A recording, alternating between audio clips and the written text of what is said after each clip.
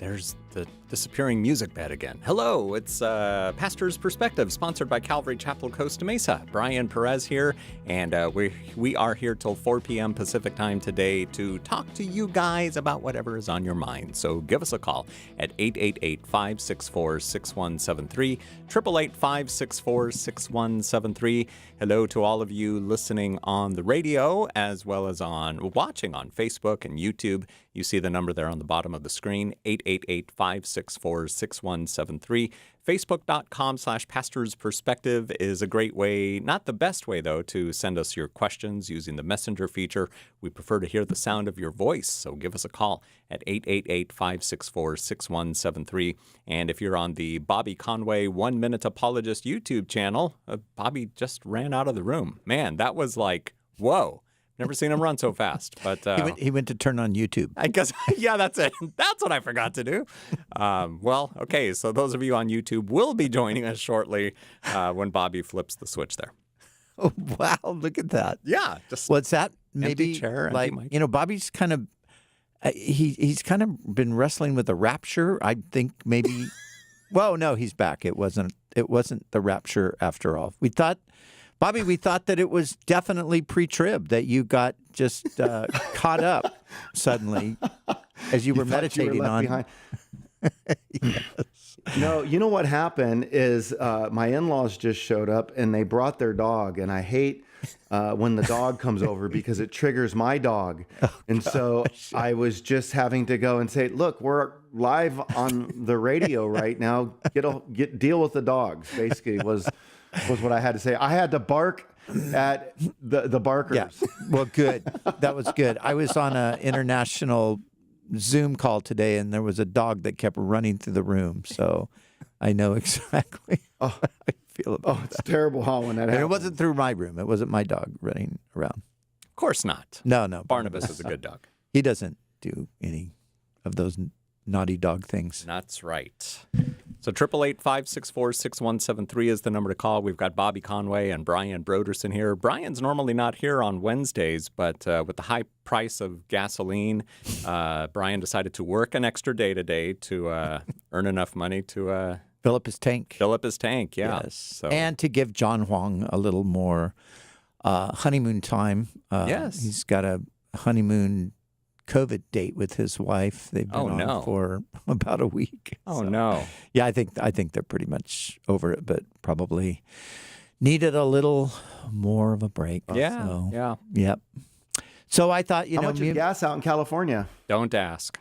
I've been seeing 6.55, 7 on the news. It's is that around right? 6, yeah. Yeah, I've seen 6. places I at filled 6. up the other day. It was $5.99, so Yeah. it was about as close to 6 as you can get. And, with Biden cutting off the Russian oil supply, that maybe I heard somewhere that there was only about 10% of our oil supply that came through Russia. So these guys, they might just jack the price up and say, oh, well, we can't do anything about it because we no longer have the Russian supply. But maybe we'll opening see. that Keystone pipeline would help. Well, I don't know. I don't know all the logistics behind that. Yeah, who knows? Yeah. Who knows? What about Bobby, North Carolina? How much are you paying? I haven't had to fill my tank up in a little bit, but I'm guessing it's probably about $4.50, a lot better than what you guys are experiencing. Yeah. I did read something today that, that maybe we could be hopeful. I have no idea. This is not my field. I was just listening to the news, and it was talking about how, some of the oil prices per barrel went down today. So maybe we were already kind of capping out, and it won't get worse, but who knows? I mean, it just seems horrific, what's going on. And I just wish we could find a way to be independent on these type of issues for such a time as this.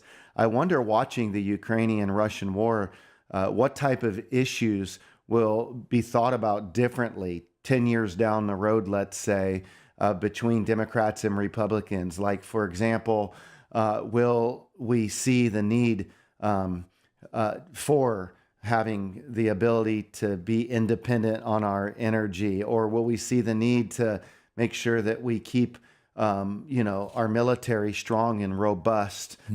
It'll be interesting to see the way that things go. They'll just push for electric vehicles. They'll say we have to get on electricity, and then somebody will shut down the power grid, and then how did that go?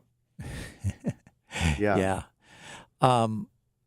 Yeah, it's interesting. I heard a conversation today on a podcast with a congressman and another, Christian leader. And they were commenting on how this war is suddenly being a bit of a unifying factor across the country, because everybody, regardless of what side of the political aisle you land on, almost everybody's on the same page in agreement that this Russian aggression by Putin is out of bounds, wrong, shouldn't be happening. I mean, everybody's got a different opinion about how to deal with it, but I thought that was an interesting thing, to see how this is bringing some bit of healing and some unity. So. That's great. The country is finally unified. Thank you, Vladimir Putin. No, I don't know who to think about that. But all right, 888-564-6173 is our telephone number. And let's start with a question that was sent in online. Rudy was listening to the March 3rd program. That would have been last Thursday, I believe. I think you guys were both on that program. Rudy says, I was listening to that episode today on the podcast. Why did the pastor, not sure which one of you said this, why did the pastor say everyone that's going to go to hell hates God? What about the Catholic that loves God but doesn't accept Christ? Does he hate God because he winds up in hell? That doesn't make sense. Everybody that goes to hell doesn't go to hell because they hate God. Why would you say that? Who said that? Bobby, was that you? Brian? Do you remember? I don't remember any of us saying it, but... I think Bobby just fessed up. Okay, but but the Bible says, Jesus said this. He said, he that hates me hates my Father. So, you can plead all you want that you really love God, but if you're simultaneously rejecting Jesus, you don't love God. According to God, he doesn't think you love him because you're rejecting the one he loves the most, who is his son. And so Jesus said that, but there's other passages that would say basically the same thing, right, Bobby? Yeah, I mean, when you think about people in hell, I think that the point is people aren't in hell that love the true God. So the person brings up the idea, what about the Catholic that loves God that goes to hell? Well, if we're talking about a Catholic, because anybody can profess to be a Protestant or Catholic, but if we're talking about a Catholic or a Protestant for that matter that loves Jesus, like that has placed their faith in Jesus, well, they're not going to be in hell. Mm-hmm. But if we're just talking about a person who says in name only, I'm a Protestant or I'm a Catholic, but they don't love Jesus, they've never really given their life to Christ, then maybe they love the idea of religion and church, but the relationship with God. And so when it comes to the statement like hating God, maybe it would be better to think of, we don't want to live in alignment with God. Like those who reject Jesus, ultimately, they don't want to live for Jesus on earth. They don't want to stand apart for him. They don't want to buy into what the Bible has to say. They don't want to give up their immorality. And so when we're saying people in hell, hating God, nobody's going to be in hell that loves God. Now, there'll be people that had an idea of God that they thought that they loved, but it wasn't the Christian God. And their idea of the God that they might have loved could be a God that, it could be just a God that doesn't care about how we live, is not going to bring any judgment into our life. Who knows what kind of a version that somebody might think up. But the person mentioned that it's kind of strange. It would be strange to picture people in hell loving God. If they love God, they wouldn't be there. All right, Rudy, thanks for writing to us, and thanks for listening to us on podcast. Here's another follow-up question. Maybe we ought to do a segment called Follow-Up Friday. Like you guys listen to the program Monday through Thursday, then call us with your follow-up questions on Friday. But today's not Friday, so I guess that's not going to work anyway. But Sandy sent one in. Today, a lady called in regards to some tickets she got for her son to see Hillsong. Sandy says, her son is so right. Please do your own research. Remember, Lucifer was one of the main worshipers in heaven leading worship. So if anyone knows anything about music, even the devil does. Yeah. And he can trick people through music. I've seen a lot of stuff and read a lot of stuff and did my own research. And Hillsong is not worshiping our true God, though they make it sound like they are. The devil's leading them the wrong way. Wow. Brian. Yes. And there's a lot more. That was the edited version. Right. Well, yeah, it's interesting that the devil was absolutely, without any question, Bible says it all over the place, he was the worship leader in heaven. Yeah. Let's talk about that because, that's always I've yet to read that anywhere in Scripture. I mean, it is a theory, and it's a theory based on a statement in Ezekiel 28. And it speaks of it's describing this being who starts out to be the king of Tyre, but I think truly does transition to addressing the spiritual power behind the king of Tyre, who I think in this case would be the one we call the devil. And it refers to the creation of his pipes and timbrels. And so that implies some musical sort of a thing. Mm-hmm. But to jump from that to basically he was the choir director or the worship leader, it's a bit of a stretch, to say the least. And it is one of those things that has been taught for so long in the church that I think people are... Yeah, well, when Satan got cast out of heaven, he landed in the choir loft. Mm-hmm. And that's why... most church problems began with the choir. Mm-hmm. And so that was how that theology developed. Is that why we don't have a choir here? No, I'm joking. Well, we did have one, but we had to exercise it.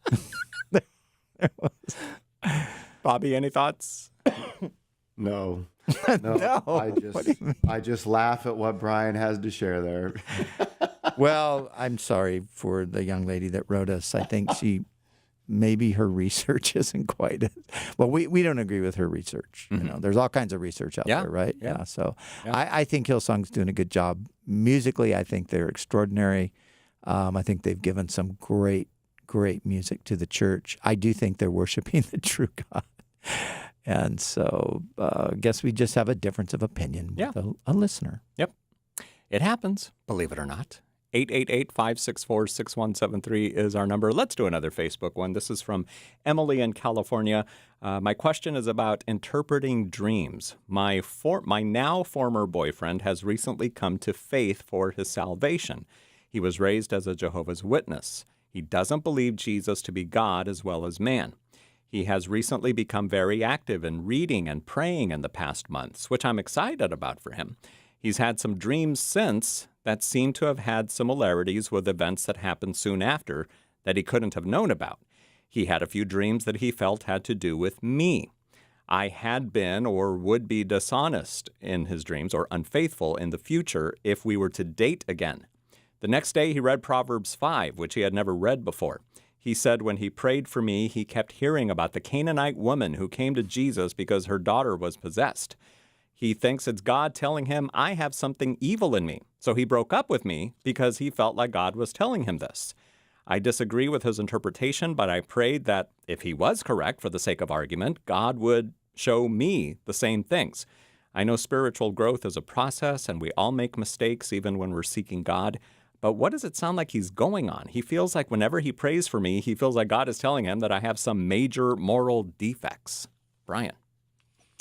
Well, I would just be rejoicing that he's decided to discontinue this relationship with you, because this does not sound like the kind of guy you want to be connected to. No. I mean, this is just whatever, fanaticism, craziness, self-righteousness, who knows what the root of it is. But I would just say, this is what we sometimes call a blessed subtraction. Sometimes God takes away things, and in the long run, it's a blessing in disguise, even though maybe at first it hurts, you know. But you realize later, oh my gosh, did I ever dodge a bullet with that one? So, all right.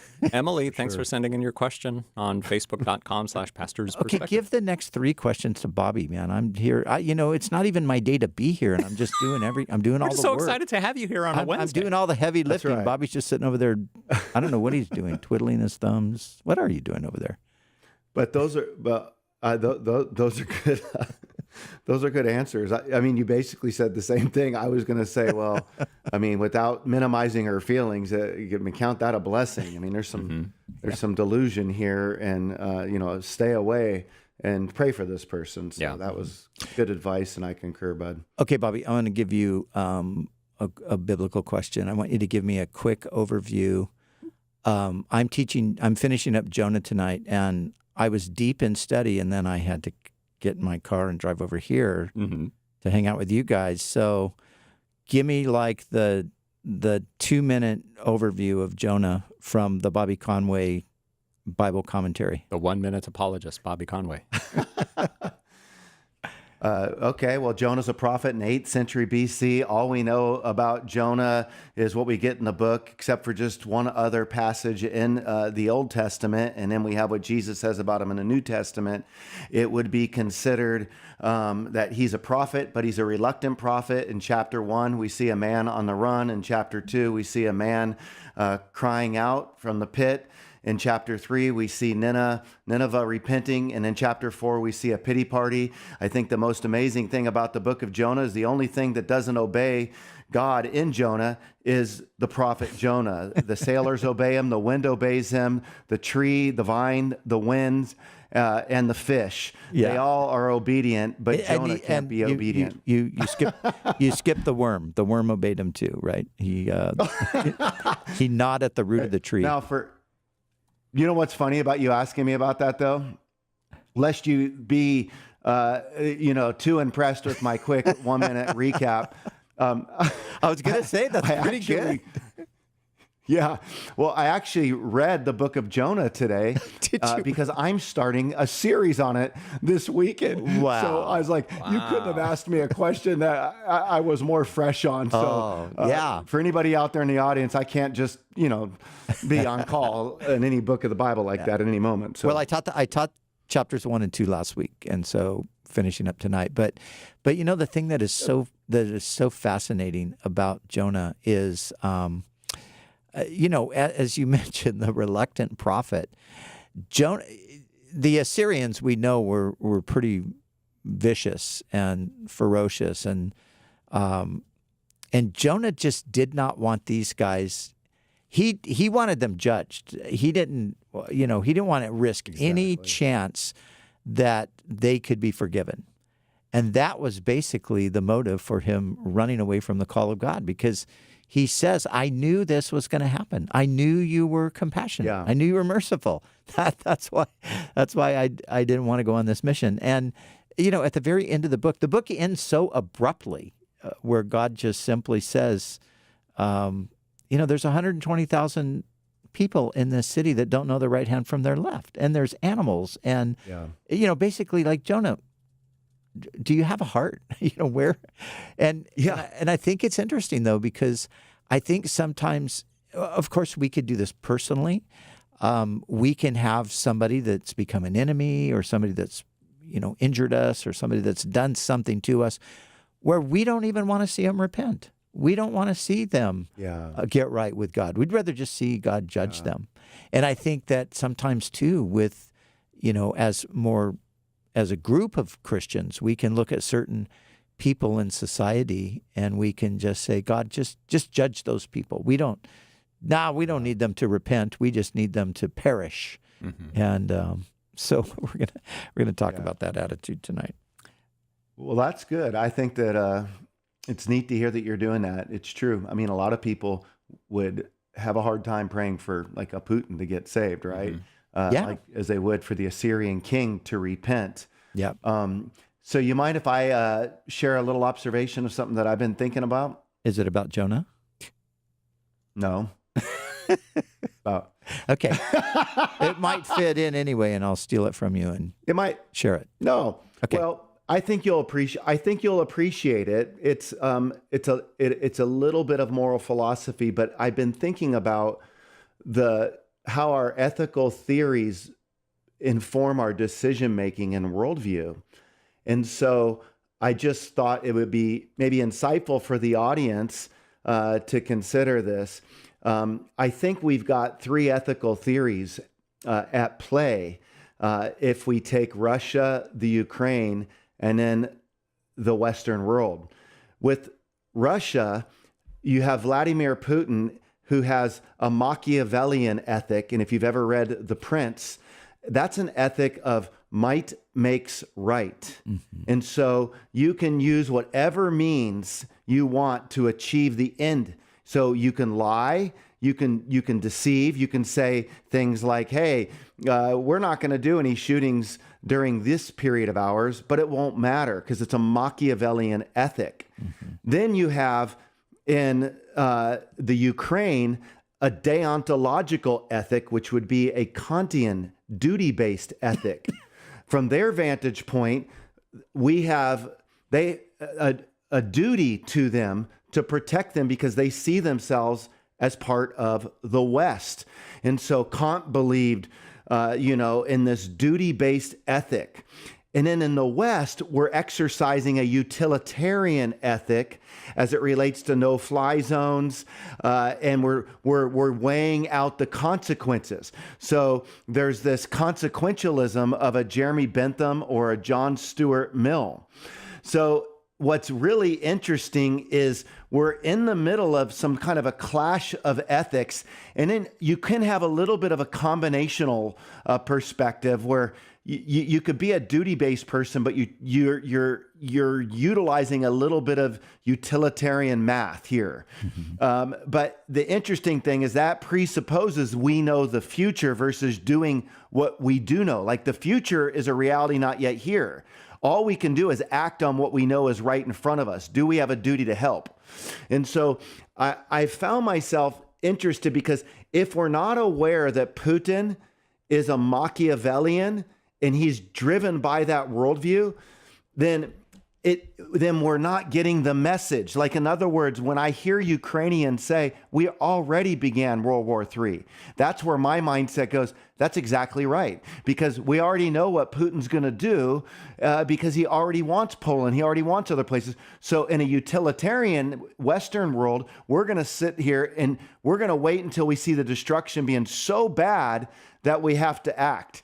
And so anyway, I don't know if that's helpful at all, but I felt like in light of where we are, I just thought we listen to so much news. I thought maybe I could just give a little observation on some of my ethical considerations as it relates to the moral philosophies driving these different decisions without people even knowing it. Yeah. Yeah. Putin's the worst person in Russian history to Vladimir Putin was Mikhail Gorbachev, because he basically brought down the great empire of the Soviet Union. The two greatest people in Putin's mind are Tsar Nicholas II and Stalin. So, yep. I mean, when you think that somebody thinks Stalin was a great guy, mm-hmm. that's about as scary as it gets, because, Stalin ranks right up there with Hitler, with some of the monstrous dictators in history. So, absolutely. What's fascinating, though, I was listening to this congressman today, and he's a former Air Force pilot, and he was talking about having a friend who was a pilot with him who was Ukrainian, who was born in the Ukraine and, immigrated as a kid, to the U.S., and then joined the forces, became a pilot, and so forth. And they were talking recently, this is right before the invasion, and he asked his friend, "What do you think? You think there's going to be an invasion?" And the Ukrainian guy said, I don't know. In the end, it doesn't really matter because Ukrainians, Russians, it's kind of all the same thing. The Ukrainians will probably just fold right back into Russia because that's happened historically. But he said that the surprise element in all of it is Zelensky. Nobody expected Zelensky to rise to the occasion and to become a hero. So the attitude of the whole country just fell in behind him. It's like, no, we're not Russians. We're Ukrainians, and we're going to fight. Wow. Yeah. So I thought, wow, you see the need for good leaders, right? Yeah, man, this is all so fascinating, the whole story. And, talking about the no-fly zone and all of that, the no-fly zone is essentially, and Putin's saying it, and it is somewhat true. It is a declaration of war because we're saying if you fly over this area, we will shoot down your plane. His whole thing is if anybody but the Ukrainians shoots down our planes, that's war. So it's a rock and a hard place for sure. I think it's not as simple as sometimes it seems like. It is complicated. Isn't it amazing though to think of? How many people's lives are being affected by one person's power grab? Yeah, it is like gas prices. You could go into so many things that are being affected by just one person. So that's where it's hard. Yeah. I get that statement you just said, but I'm like, he doesn't play by any kind of rules. No rules. But he expects everybody else to, or he'll punish you. Yeah. No, I just saw, it really annoys me. Yeah, and I just saw a video taken from somebody who was just in Ukraine, walking the streets of a Ukrainian village and just looking at the rubble that were the homes of the community, just blown to bits, and you think, wow, that this guy thinks, but again, Stalin's his hero, so it's understandable. He thinks that you just go in and kill anybody that you can just to get your way. This is, man, it's a dark, dark time, but thank God we can pray. And I've got a video here that I haven't been able to look at because I just got it. And it is an interview with George Markey, who's been in the Ukraine for 30 years, moved there as a teenager, went to school, went to university, and has now been pastoring there for, some 15 years after he grew up and took over the church that his dad pastored. So it'll be interesting to get a firsthand account from George. Absolutely. Yeah. Very good. And we still have the emergency relief fund going on? We absolutely have the emergency relief fund, yes, at giving.cccm.com. We're also trying to get up on calvarychapel.com and the Global Network. We're getting some information up there too. So all of it is going to the same place. John Chubik, our missions pastor, and Josh Ersdick, our high school pastor, landed in Budapest today. So they're boots on the ground now. Phil Metzger, those guys, I think, have returned home. So maybe even tomorrow we would get an update with Phil that would air on Monday because he was literally in Ukraine driving a Red Cross van and taking supplies, to wounded people and taking people out of the country, helping them get out. So we can get a firsthand update from Phil. So Phil's going to join us tomorrow? Well, I think it's like 1 a.m. over there, isn't it? No, I think he's back. Oh, he's back? Really? I think he's back. Okay. Yeah, but I didn't could know be that. wrong. Okay, because I know we recorded here at the radio station, we recorded an interview with him on Monday, I think it was, and we were going to play it this weekend here on. Okay, yeah. Well, I know Nick Cady. He was with Nick Cady. I know Nick has come home, so I'm just thinking Phil might have too. Yeah. All right. We're going to go to the phones after we come back from our break because it is that time. 888-564-6173 for you to get in on the conversation that we're having today. Ask your questions about the Bible, the Christian. He just got he took my shot again. Sorry, I'm back. 888-564-6173, the number to call. And we're here till 4 p.m. Pacific time. What do you want to talk about? Give us a call. 888-564-6173. We'll be back in about 2.5 minutes. Hang on.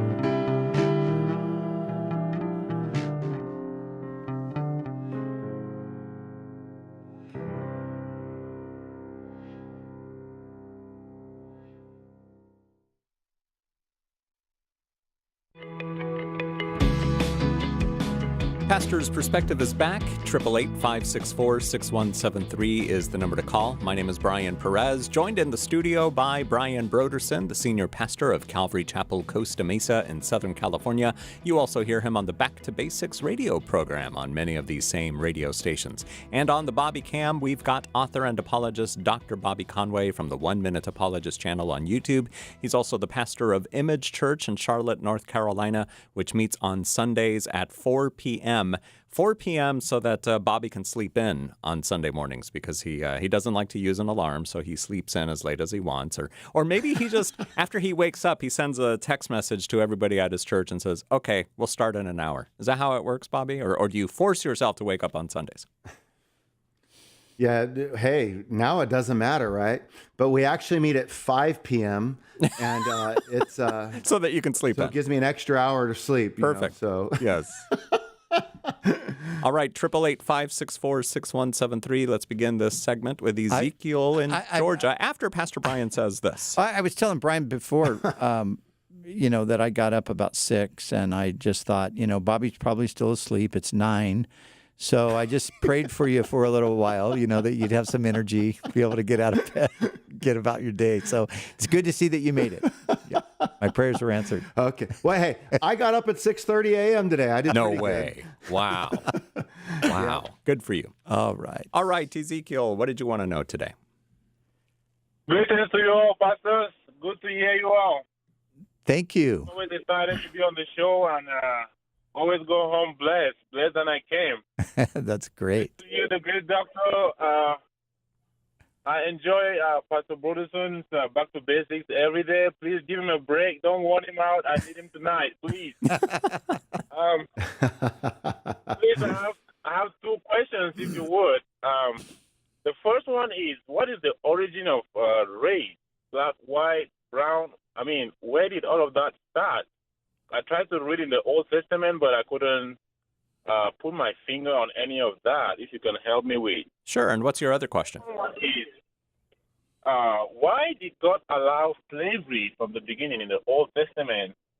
Why did God not just come with equality that everyone was equal? Why did, because I know Abraham had slaves and others, but why were some people, over others? Brian? That's what I'm trying to know. Mm-hmm. Yeah. Yes, and I think for the second, I'm going to answer the second one, Ezekiel, and then Bobby can tackle the first one. When we look at the Old Testament, what we see, we have to remember in the 3rd chapter of Genesis, which is in the very early days of human history, we don't know how long Adam and Eve had, lived in the garden and in harmony with the Lord. But very, very early on, sin entered into the world. They fell into sin. They chose to obey the devil, and in doing so, or they chose to disobey God, and in doing so, they obeyed the devil, and they submitted themselves to his authority, basically. And then the human race begins. History begins with their children, and we have the record of 2 of their children. 3 if you include Seth later, but we have Cain and Abel. And so you find in Cain and Abel, of course, you find the first murder. Cain murders his brother Abel. And sin just takes root in the heart of humanity, and it expands out from there. And so slavery of whatever form is going to develop out of this sinful state of humanity. So when God deals with, individuals like Abram, for example. He calls him from Ur of the Chaldees, and he calls him to go into this new land. God's not going to necessarily mess with the cultural structures that exist. Abraham had servants. His servant was like his son, Eliezer, his servant. He said, I don't have an heir. I only have Eliezer. So Abraham's intention was to give all of his wealth to his servant. So I think the relationship, we often look at slavery from the lens of American slavery, or sometimes what's happened in an African context or a European context. But I think to some degree in the Old Testament, we have to see that it was a bit different. So anyway, God's intention as time goes on, and then we have Moses comes, and the law of Moses comes, and the Israelites are underneath this law. God does not, it's not a perfect system. God is not trying to develop a perfect system. He's basically just trying to prevent the people from self-destructing and trying to help them live fairly normal, good lives until he can bring the Redeemer into the world. So the Old Testament is a temporary measure. It was never intended to be a perfect system. And so God, again, he allows the culture to remain intact.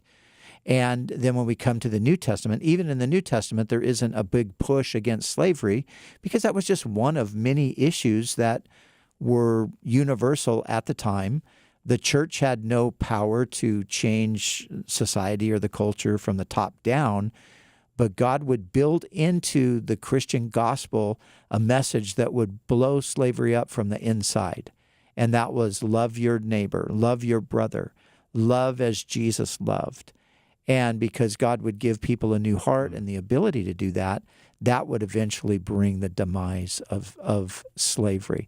So it was early on in the history of the church in the 4th, 5th centuries where leadership in the church, which by that time gained some cultural clout, they began to push hard against the institution of slavery. We know in the United States that institution did not end till the late 1800s, and we know it was about 100 years earlier in Britain. So, again, I did a teaching on this. If you want to go to backtobasicsradio.com, I did a teaching in Colossians, and I think it's called The Bible, Christianity, and Slavery. And I went into a ton of detail on a lot of these things. So that might be a little more information if you would like to go there. Bobby, your thoughts? Yeah, that was a great answer, Brian. I would add a couple caveats as it relates to slavery that we have this tendency to think of very much in a silo, like why did slavery exist within Judaism or Christianity? And I think that we need to recognize that this was going on within other cultures surrounding Israel as well. And the way that the slaves were treated was inhumane. And so while slavery was, God meets us where we are to bring us to where he's at, right? And so you can envision slavery is kind of in place, polytheism is in place, polygamy is in place, and God's going to teach that he's the one true God, and that monogamy, and that there is no slave or free, and the gospel is going to really bring things to bear, as Brian said. But one of the things the Bible is very clear about is while there is slavery being permitted, again, don't think of it like Brian said in the antebellum South. While slavery is being permitted, there is restrictions to make sure that the slave is properly treated. And it's also important to see this more like indentured servanthood. So it was a way of getting out of debt. So you can picture people were suffering from debt, so they needed to get out of debt. And so what they would do is they would offer their services, and they would be bound to somebody in a master-servant relationship. But that doesn't mean that the master biblically had the right to beat the servant. And not only that, there were these loopholes for, after 7 years of service, for example, that the slave could be freed.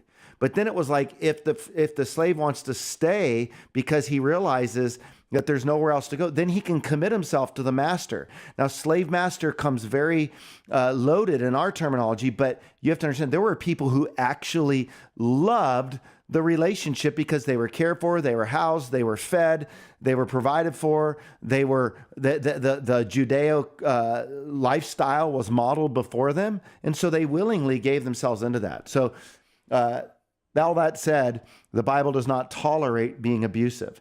As it relates, and Brian before I go off, because I do think this is a topic that is of interest. Is there anything else that you would want to say or on this topic? Well, yeah, and like you said, Bobby, it's important to realize that the whole world. Well, it's important to realize, number one, the whole world is in rebellion to God and doing things their way and not His. And so this is a universal situation. Even to this day, slavery is, you can find it everywhere in the world today, for the most part, in one shape or another. The second thing is what God did is He took the brutality out of it, even in the Old Testament. So there were very strict laws in the Old Testament about how you could and couldn't treat your slave. So you had to basically be kind to them and gracious, and you had to take care of them. And then, like I said, when you come to the New Testament, the gospel itself is like the built-in self-destruct of slavery, because it blows it up. When Paul writes to Philemon, and he talks about this Onesimus, who was a slave of Philemon, and he had actually run away, and now Paul's sending him back. But he says to Philemon, he says basically, he went away as a slave, but he's coming back as a brother. So now the whole relationship has changed. And so this is going to begin to permeate the entire, the Christian culture, and then out from the Christian culture. That is so good. Yeah, and then the deeds. Brian, did you want to say? I just wanted to say, I think what he just said was great. That built-in self-destruct for slavery. Imagine all the things love can do. That's great. Go ahead, Bobby. Exactly.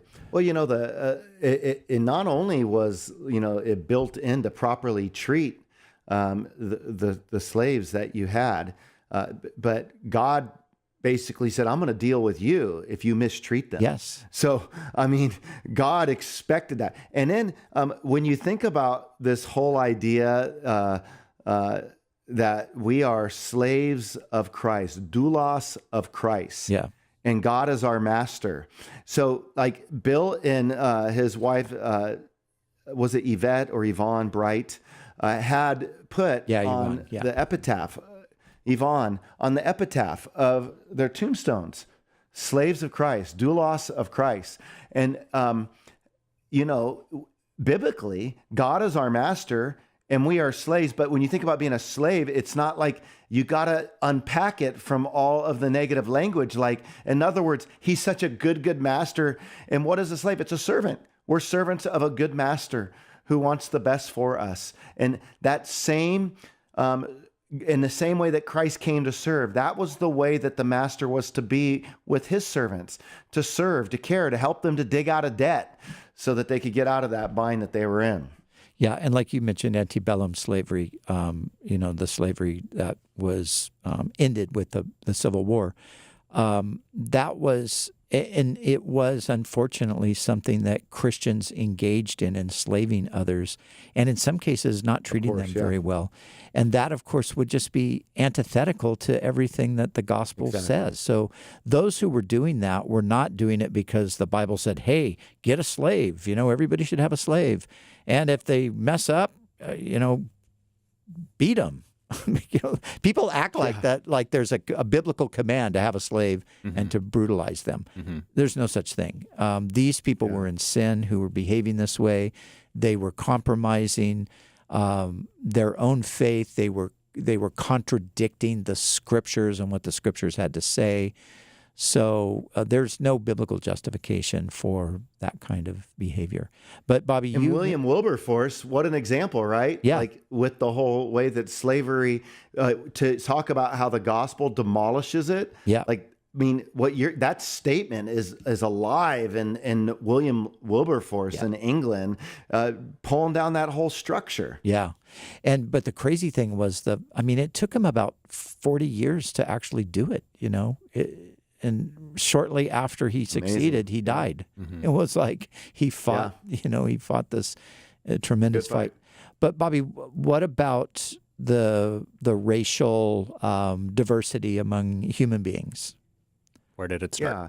Where did that start? Here's a much more pithy answer so we can get on to some of the other callers. But biblically speaking, there's only one race, and it's the human race. So technically, we don't have racial differences. We have ethnic differences. So there's one human race with a variety of ethnicities that show up in different languages, culture, skin color. And obviously, what you have taken place is in a post-flood world, Noah's three sons, Shem, Ham, and Japheth, the nations are going to start flowing from them. After the Tower of Babel, when they're still trying to hang out and stay together, God spreads them out, and people start traveling and dispersing. And these different ethnicities start to come on the scene as God disperses them. Ezekiel, thank you so much for your phone call today on Pastor's Perspective. Real quick, let me give you again the title of Pastor Brian Broderson's message, the one he gave at Calvary Chapel, Costa Mesa in 2020. But I forget it. I think it's the Bible, Christianity, and Slavery, right? Yep. I had it up on my screen. Oh, wait. Yeah, there it is. It's from the Colossians series. Yeah. Yeah.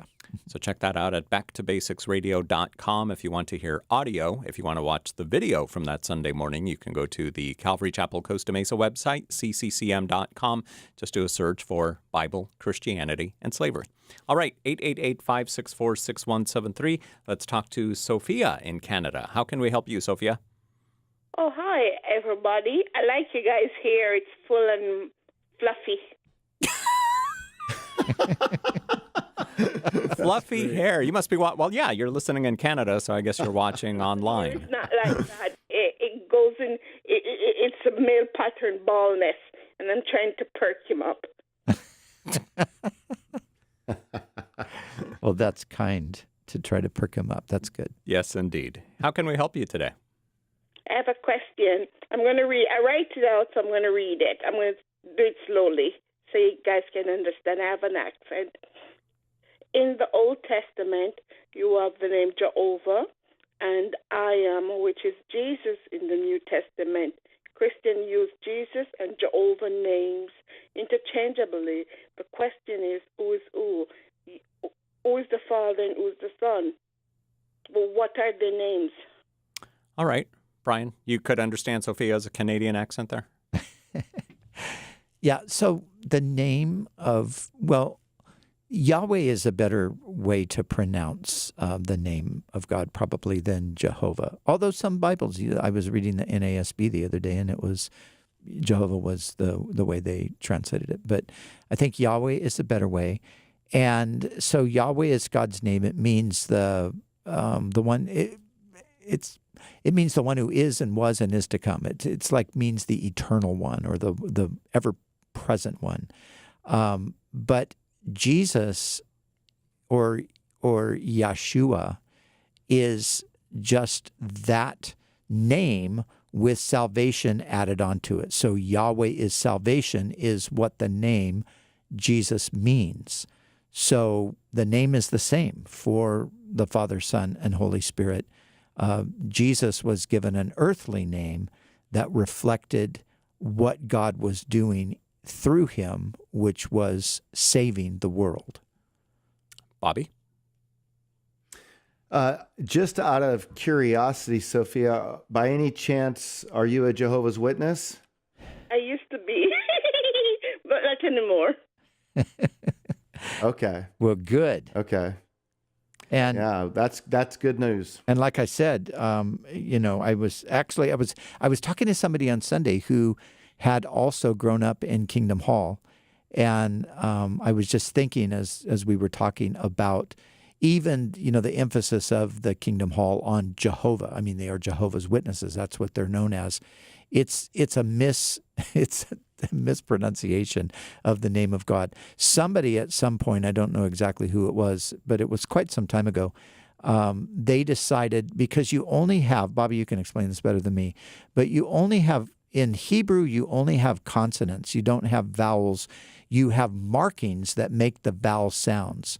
So when you read the Hebrew script and you come to the name of God, it's just what we would say like YHWH or YHVH, Yahweh or Yahweh.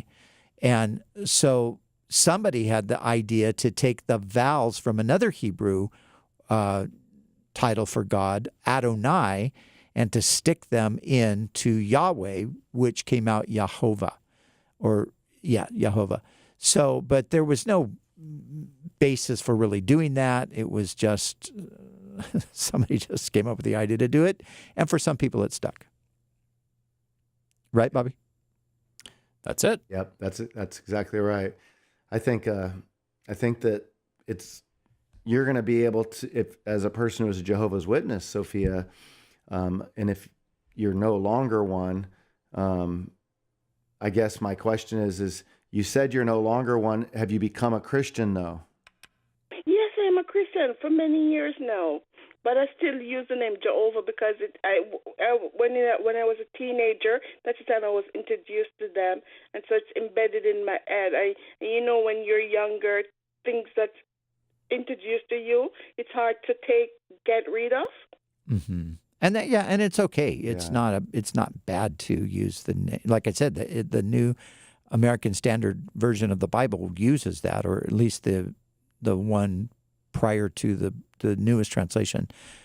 So it's not a bad thing. It's just not really accurate. All right, Sophia, great hearing from you again today on Pastor's Perspective. Let's now come back to California, talk to Arnie. What's up, Arnie? Hey, how you guys doing? Doing great, thanks. Great. Hey, my question is in Revelation chapter 3, and it's the second verse, and it's the second part of that verse. I know that the very first part says, "Wake up, straighten what little remains, for even what is left is almost dead." I find that your actions do not meet the requirements of God. I just wondered if you guys could, actually it's like a two-part. I just was wondering if you could tell me what the requirements were, and also if you think that's where the church is now. I'm going to hang up, and I'll hear you guys over the radio. All right, Bobby, what would you say to Arnie? Well, this is the angel speaking to the church leader in Sardis. And the verse before gives us an indication of where their works are incomplete. I know your works, you have a reputation of being alive, but you are dead. So by not meeting the requirement, it's not that they have to do a bunch of requirements like as if they're under the law. They have some people in that congregation who are living pharisaical, merely in pretense. It's an outward show. But while they might be fooling other people, God's saying, I'm not fooled. And isn't that interesting? They have a reputation for being alive, for being charismatic, yet God is not fooled. And so there can be pastors you listen to or churches you go to, and it can just seem like there's a lot of hype, but it could all be a show. And on the inside, God knows what's going on. And he says, you're dead. And so what's the invitation? Wake up, strengthen what remains and is about to die.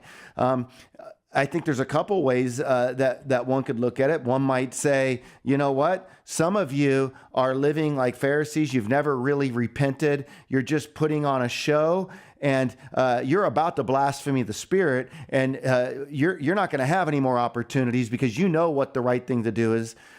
Or another option could be that you need to wake up and deal with this. Like, in other words, you're true converts here, but you're missing the point. You're putting on a show, and judgment's coming your way. But what we can also know is in verse 4, there's still people in that church who have not soiled their garments. In other words, they walk upright. And so this is a mixed congregation. There's people who are really walking alive and are alive. There's people who are pretending to be alive and are not. And the one requirement is the only requirement, and that is to believe in the Lord Jesus. So one of the things Arnie said was he was asking, is this the state of the church today? But I guess what you're saying is it's not the state of the whole church. There are still some within the church who have not soiled their garments, so to speak. Bobby? Yeah. Okay. Brian, any thoughts? Yeah, I think that there's people in the church today that while there's a lot of people that have left the church in COVID, for example, we can just take heart that the true church is not dying, that it might be being pruned, but look at all the worship leaders that are taken off and leaving the faith. I mean, they put on a good show for a long time, but they're checking out. Thankfully, that's not the case for all worship leaders. Right. There's worship leaders that are white hot and they're going to stay that way. Well, it's the same way as it relates to Christians within the church. Yeah. Brian? Goodbye. Thank you for coming in today, Pastor Brian. Thanks, bud. Yeah, this was fun. It was great. Bobby and I don't get to do it too often, just him and I. So today was good.